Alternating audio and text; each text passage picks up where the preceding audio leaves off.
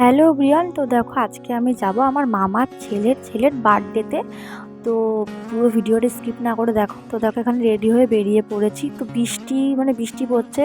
দেখো আমি আর মা এখানে টোটোতে উঠে পড়েছি। তারপরে দেখো স্টেশনে গিয়ে জল জমেছে। তারপর একেবারে গিয়ে ফুলিয়া স্টেশনে নেমেছি। দেখো ওখানে হাঁটছি, তারপর দেখছি রাস্তায় কি জল জমেছে, কোনো জায়গায় যাওয়ার জায়গায় নেই।